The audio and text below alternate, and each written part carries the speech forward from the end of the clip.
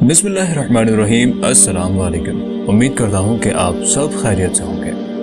मुजाहिदीन ग़ज़वा हिंद किताब की video number 4। आज हम बात करेंगे सुल्तान महमूद गज़नवी के बारे में। दोस्तों, तकरीबन 975 में अफगानिस्तान के इलाके गरनी में एक तुर्क सरदार ने एक सल्तनत कायम की कि जो तारीख में गज़नवी सल्तनत के नाम से याद की जाती है। अपने उरूज के दौर में यह सल्तनत उन तमाम इलाकों तक फैली हुई थी कि जो आज मगरबी पाकिस्तान, मशरिकी ईरान और अफगानिस्तान कहलाते हैं। इसके अलावा दरियाए आमो के पारो वस्ती एशिया के इलाके भी इस सल्तनत में शामिल थे। 975 में जब यह सल्तनत कायम की गई तब इसकी सरहदें मौजूदा पाकिस्तान के अंदर तक नहीं थी। मतलब इसकी सरहदें जुनूब में बहरा अरब और शुमाल में दरियाए आमो तक पहुंच चुकी थी। यह गज़नवी सल्तनत कायम करने वाले तुर्क सरदार का नाम सबकतगीन था। इनके बेटे महमूद गज़नवी का शुमार तारीख़ इस्लाम के आला तरीन और जलीलुल कदर सिपा सालारों और दरवेश हुक्मरानों में होता है। 716 में मोहम्मद बिन कासिम ने सिंध में दीबल पर हमला करके मुल्तान तक के इलाकों को फतह कर लिया था। यह मुसलमानों की बरसगीर हिंदुस्तान पर पहली यलगार थी, मगर इसके बाद मजीद कोई मुसलमान हुक्मरान सिंध के रास्ते हिंदुस्तान में दाखिल न हुआ। गो के अफगानिस्तान उस वक्त तक एक मुस्लिम रियासत का हिस्सा बन चुका था, मगर फिर भी दरिया खैबर के रास्ते अफगानिस्तान से कोई यलगार हिंद की जानिब ना की गई थी। सुल्तान महमूद गज़नवी तारीख में इसलिए मशहूर हुए क्योंकि वो पहले मुसलमान हुक्मरान थे कि जिन्होंने दरिया खैबर के रास्ते हिंदुस्तान पर हमलों का आगाज किया और आने वाले बरसों में 17 जंगी मुहिम्मात में हिंदुस्तान पर यलगार की। ये सुल्तान महमूद गज़नवी ही थे कि जिन्होंने मोहम्मद बिन कासिम के बाद हिंदुस्तान में आइंदा 1000 साल तक मुस्लिम हुकूमत के क़याम के रास्ते खोल दिए। दोस्तों, तारीख़ इस्लाम के वो नामवर सिपा सालार और जर्नेल कि जिन्होंने आने वाली सदियों के रुख तब्दील करके रख दिए, उनमें सुल्तान महमूद गज़नवी का भी शुमार होता है। हजरत खालिद बिन वलीद रजी अल्लाह तआला अन्हु ने बेक वक्त फारसी और रूमी सल्तनतों को शिकस्त देकर दुनिया की तारीख और जुग्राफिया दोनों ही तब्दील कर दिए थे। हजरत उमर बिन अल-आस ने मिस्र फतह करते हुए पूरे अफ्रीका को इस्लाम के लिए खोल दिया था।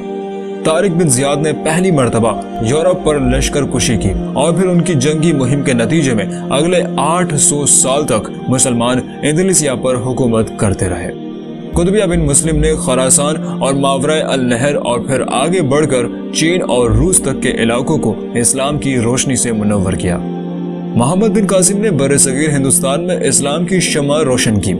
सुल्तान महमूद गज़नवी का शुमार भी इसी पाए के अजीमुशान मुजाहिदों और आलिम इस्लाम के शहसवारों में होता है कि जिनकी तलवार की बरकत से आइंदा आने वाली सदियों तक, हत्ता के आज भी इस खित्ते में इस्लाम मौजूद और सलामत है। जिस तरह नूरुद्दीन जंगी को मुसलमान उम्मत का एक दरवेश हुक्मरान करार दिया जाता है, इसी तरह सुल्तान महमूद गज़नवी को भी एक दरवेश और अल्लाह का वली सिपा सालार होने का शर्फ हासिल है। हुजूर सल्लल्लाहु अलैहि वसल्लम से इंतहाई दर्जे की अकीदत और इश्क और ग़ज़वा हिंद का जुनून की हद तक शौक रखने वाले इस सिपा सालार से अल्लाह ताला ने वो काम लिया कि जो किसी भी मुसलमान सिपा सालार के लिए बाइसे मेराज हो सकता है। एक सिपा सालार की हैसियत से भी सुल्तान महमूद गज़नवी किसी भी फौज के लिए काबिल रश्क खुसूसियात के हामिल थे। एक दरवेश और रूहानी वजूद होने के साथ साथ वो जदीद हरबी हिकमत हमली के माहिर, फनून जंग में यकता, एक मुफक्किर जर्नेल, साहिब बसीरत सिपा सालार और अपनी सिपा में हर दिल अजीज अमीर थे। सुल्तान महमूद गज़नवी का अदल और इंसाफ तो उर्दू अदब और लोक दास्तानों में बयान किया जाता है। खुद अल्लामा इकबाल ने भी सुल्तान महमूद गज़नवी के अदल पर यह शेर बयान फरमाया था। एक ही सफ में खड़े हो गए महमूद व अयाज, ना कोई बंदा रहा और ना कोई बंदा नवाज। दोस्तों, अल्लामा इकबाल ने जब उम्मत के जवाल का रोना रोया तब भी महमूद अयाज को ही बुनियाद बनाया। ना वो गज़नवी में तड़प रही, ना वो जख्म है जुल्फ़े अयाज में। तकरीबन 998 में सुल्तान महमूद गज़नवी ने अपने वालिद सबकतगीन की जगह गजनी के तख्त पर फाइज हुए। 32 बरस तक हुक्मरानी करने और अपनी जिंदगी का बेशतर हिस्सा घोड़े की पुश्त पर गुजारने वाले इस सिपा सालार ने अपनी जिंदगी में सैकड़ों घुमसान की जंगें लड़ी, मगर एक मर्तबा भी शिकस्त का सामना नहीं किया। آپ کے روحانی مقام کا یہ عالم تھا کہ آپ کو کئی مرتبہ خواب میں حضور صلی اللہ علیہ وسلم کی زیارت نصیب ہوئی، اور اسی روحانی فیض کی بدولت آپ ہندوستان کے مشرکوں کے خلاف غزوہ ہند کے لیے کمر بستہ رہے۔ دوستو، سلطان محمود غزنوی کے متعلق بات کرنے سے قبل ان کے والد سبکتگین کا ذکر کرنا بھی بہت ضروری ہے۔ ان کے والد ترک تھے۔ یہ وہ وقت تھا کہ جب وسطی ایشیا، افغانستان اور خراسان کے علاقوں میں ترک سردار اپنی اپنی حکومتیں قائم کر رہے تھے۔ سبکتگین 12 سال کے تھے تو ان کو کسی نے اغوا کر لیا اور بخارا کے امیر الپتگین کے پاس فروخت کر دیا۔ الپتگین نے ان کی اپنے بیٹوں کی طرح تربیت کی، اپنی فوج میں جگہ دی اور بالآخر اپنی بیٹی سے ان کا نکاح بھی کر دیا۔ قدرت کے اس کرشمے کی بدولت ایک دن سبکتگین بخارا کے سربراہ بن گئے۔ حکمرانی حاصل کرنے کے بعد انہوں نے بخارا کی سلطنت کو وسیع کرنا شروع کیا اور افغانستان میں غزنی کو اپنا دارالحکومت بنانے کے بعد غزنوی شاہی گھرانے کی بنیاد رکھی۔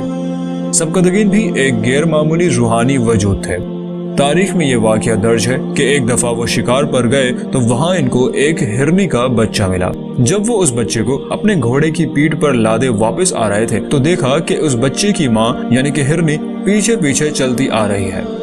آپ نے اس ہرنی ماں کی بے بسی دیکھی تو آپ کو بے اختیار اس پر ترس آ گیا۔ آپ نے اس بچے کو ماں کے پاس واپس چھوڑ دیا۔ اسی رات آپ کو خواب میں حضور صلی اللہ علیہ وسلم کی زیارت نصیب ہوتی ہے اور آپ صلی اللہ علیہ وسلم سبکتگین کو اس ہرنی کے بچے پر رحم کے صلے کے طور پر ایک خوبصورت بیٹے کی خوشخبری سناتے ہیں۔ حضور صلی اللہ علیہ وسلم کی اس خوشخبری کے نتیجے میں سبکتگین کے ہاں سلطان محمود غزنوی کی پیدائش ہوتی ہے۔ جب سبکتگین کے ہاں سلطان محمود غزنوی پیدا ہوئے تب عید میلاد النبی کی خوشیاں منائی جا رہی تھی۔ چونکہ تاریخ میں یہ بات درج تھی کہ حضور صلی اللہ علیہ وسلم کی پیدائش کے وقت فارس کے آتش کدے سرد پڑ گئے تھے اور بعد میں حضور صلی اللہ علیہ وسلم نے خود خانہ کعبہ میں جا کر بتوں کو توڑا تھا، لہٰذا اس موقع پر سبکتگین نے بھی یہ دعا کی تھی، یا اللہ میرے اس بیٹے کو بھی بت شکن بنا۔ بعد کی تاریخ اس بات کی گواہی دیتی ہے کہ قبولیت کی اس گھڑی میں اللہ تعالیٰ نے سبکتگین کی دعا قبول و منظور فرمائی۔ دوستو، اس سے پہلے کہ ہم سلطان محمود غزنوی کی ان 17 حملوں پر بات کریں، اس تاریخی، سیاسی اور جنگی پس منظر پر بات کرنا بھی بہت ضروری ہے کہ جس کے تناظر میں یہ تمام مہمات سر انجام دی گئی۔ عموماً ایک بات کر دی جاتی ہے کہ انہوں نے ہندوستان پر 17 حملے کیے۔ وہ تمام تاریخ دان کے جو ہندوؤں سے متاثر ہیں اور جن کا رویہ معذرت خوانا ہے، وہ ان حملوں کو لوٹ مار کی مہمات کہتے ہیں۔ سلطان محمود غزنوی کے بارے میں جو تاثر ہندوؤں کی طرف سے دیا جاتا ہے وہ یہ ہے کہ وہ مجاہد نہیں بلکہ صرف ایک لٹیرا تھا کہ جو لوٹ مار کی غرض سے ہندوستان میں داخل ہوتا ہے، جبکہ حقیقت اس کے بالکل برعکس ہے۔ سلطان محمود غزنوی ایک جلیل القدر سلطان، صاحب بصیرت، درویش اور اللہ کے ولی حکمران تھے اور ان کا ہند پر حملے کرنے کا مقصد روحانی اور نظریاتی بھی تھا اور اس عہد کی عسکری اور حربی ضرورت بھی۔ لہٰذا ضروری ہے کہ ہم اس تاریخی پس منظر کی بات بھی کریں کہ جس کے نتیجے میں یہ حملے کیے گئے۔ دوستو، جس زمانے میں غزنی میں سلطان محمود غزنوی کی سلطنت قائم تھی اسی زمانے میں بغداد میں عباسی خلافت بھی قائم تھی۔ وسطی ایشیا، خراسان، ماوراء النہر کے علاقے اور افغانستان مختلف قسم کے قبائلی سرداروں میں بٹے ہوئے تھے۔ سبکتگین نے یہاں ایک مضبوط مرکز قائم کر لیا تھا۔ سبکتگین سے پہلے اس خطے میں آنے والے تمام مسلمان حکمرانوں نے کبھی بھی ہندوستان پر حملہ کرنے کا ارادہ نہیں کیا۔ ان کی تمام تر حکمت عملی خراسان، وسطی ایشیا اور مغرب کی جانب ہی مرکوز رہتی۔ خود سبکتگین کا بھی ہندوستان پر حملہ کرنے کا کوئی ارادہ نہیں تھا۔ وہ بھی اپنی سلطنت کو وسط ایشیا، خراسان اور ایران کی جانب پھیلانا چاہتے تھے۔ یہ بات یاد رکھنے کی ہے کہ اگرچہ قتیبہ بن مسلم نے افغانستان فتح کر کے ہند پر حملے کے راستے کھول دیے تھے، تاہم 250 سال تک کوئی حکمران ہندوستان میں داخل نہیں ہوا۔ اس وقت پورا ہندوستان کے جس میں موجودہ پاکستان بھی شامل ہے سینکڑوں راجوں اور مہاراجاؤں میں بٹا ہوا تھا۔ ایک بات یاد رکھیے گا کہ ہندوستان اس وقت بھی کوئی ایک بڑا ملک نہیں تھا، چھوٹی چھوٹی ریاستوں، شہروں اور قلعوں کا مجموعہ تھا کہ جس کا نہ کوئی کمانڈر ان چیف تھا اور نہ ہی کوئی مرکزی سربراہ۔ جب تقریباً 2000 سال قبل اشوکا کی حکومت ختم ہوئی تو اس کے بعد سے ہندوستان کبھی بھی ایک ملک نہ بن سکا۔ اشوکا وہ واحد حکمران تھا کہ جس نے बर्मा से लेकर अफगानिस्तान तक अखंड भारत में एक मरकजी हुकूमत कायम की थी। उसके ज़वाल के बाद पूरा हिंदुस्तान सैकड़ों छोटी छोटी रियासतों में तकसीम हो चुका था।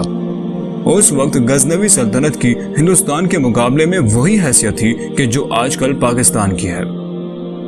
हम पाकिस्तानी अच्छी तरह समझ सकते हैं कि अगर किसी को हिंदुस्तान जैसा पलीद और नापाक हमसाया मिले तो वो उसके साथ कैसा सलूक रवा रखेगा। हर रोज रेशा दवानियां, फितना और फसाद, दुश्मनों की मदद करना और छेड़छाड़, बगावतों को उभारना, गद्दारों की हिमायत करना कि जो भारत हमेशा से पाकिस्तान के साथ करता चला आ रहा है। बिल्कुल यही ज़हनियत, यही हरकतें, फितना और फसाद और जंगें हिंदू राजे गजनवी रियासत के साथ भी कर रहे थे। सबकतगीन ने दर्राए खैबर तक अफगानिस्तान के तमाम इलाके फतह कर लिए थे, मगर उनके अहद हुकूमत के दौरान पेशावर का हिंदू राजा जयपाल हमेशा अफगानिस्तान में फितना और फसादात बर्पा करता रहता और सबकतगीन की सल्तनत पर हमले करता रहता था। ये छेड़छाड़ हिंदुओं की जानिब से ही शुरू होती थी, न कि सबकतगीन की तरफ से। जैसा कि बताया जा चुका है कि सबकतगीन की तमाम तर तवज्जो शुमाल और मगरिब की जानिब थी और किसी सूरत भी वो हिंदुस्तान के साथ महाज नहीं खोलना चाहते थे, मगर पेशावर से लेकर बलोचिस्तान तक के इलाकों में वाक़े हिंदू रियासतें गजनवी सल्तनत के साथ मुसलसल छेड़छाड़ करने में लगी रहती। सबकतगीन के इंतकाल के बाद जब सुल्तान महमूद गजनवी ने तख्त संभाला तो सल्तनत खासी कमजोर थी। इसका फायदा उठाते हुए पेशावर के हुक्मरान राजा जयपाल ने दर्राए खैबर की तरफ से आकर अफगानिस्तान में जलालाबाद पर कब्जा कर लिया और सुल्तान महमूद गजनवी की सल्तनत के चंद अहम इलाके अपनी सल्तनत में शामिल कर लिए। वो इलाके कि जो अब पाकिस्तान में शामिल हैं, तब यहाँ पर हिंदू राजे हुकूमत किया करते थे। एक तो जयपाल था कि जिसका मरकज पेशावर था, वो पेशावर से लेकर कश्मीर और मशरकी पंजाब पर हुकूमत करता। दूसरा राजा भाटिया था कि जो मौजूदा रावलपिंडी और उसके आसपास के इलाकों पर हुकूमत करता था। उसकी रियासत की सरहदें अफगानिस्तान तक थी। ये दो राजे मुसलसल सुल्तान गजनवी के लिए मुश्किलात खड़ी कर रहे थे। पहले सुल्तान की तवज्जो सिर्फ वस्ती एशिया और खुरासान पर थी, लेकिन जब हिंदुओं ने हमले करके उनके इलाकों पर कब्जा करना शुरू कर दिया तो सुल्तान भी जलाल में आ गए। उन्होंने सबसे पहले हमला करके खैबर तक के इलाके को फतह किया और खैबर के आसपास के इलाकों को जयपाल से छीनकर अपनी सल्तनत में शामिल कर लिया। यह सुल्तान महमूद गजनवी का हिंदुस्तान पर पहला हमला था और मोहम्मद बिन कासिम की मुहिम के तकरीबन 250 साल बाद कुदरत साजबाज करके गज़वाए हिंद की दूसरी बड़ी मुहिम का आगाज करवा रही थी।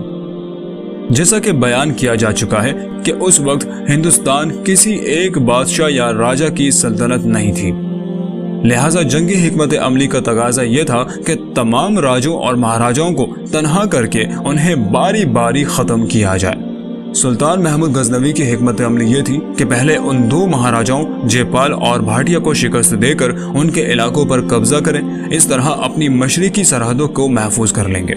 इसके बाद वो वस्ती एशिया और खुरासान की जानिब अपनी तवज्जो मरकूज कर सकते हैं। सुल्तान गजनवी का अभी तक हिंदुस्तान पर कब्जा करने का कोई इरादा नहीं था।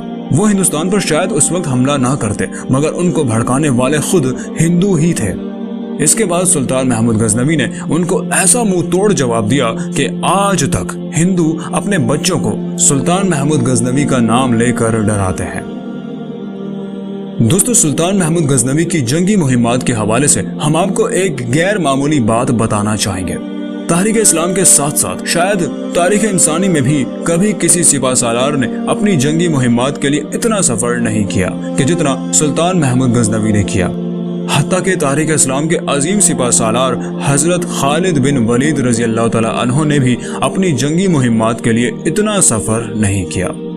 सुल्तान ने अपने 32 साला दौरे हुकूमत में तकरीबन 80,000 किलोमीटर से ज्यादा के इलाकों का सफर किया। हिंदुस्तान पर सुल्तान के 17 हमलों का तज्जिया करें तो उनकी जंगी हिकमत अमली पर इंसान अश अश कर उठता है। औसतन हर साल आप तकरीबन 2,500 किलोमीटर घोड़े की पुश्त पर सफर करके गुजारते। 32 साल तक अपने इस मामूल को कायम रखना यकीनन सुल्तान के एक फौकुल बशर वजूद और आहनी आसाब के हामिल होने की दलील है।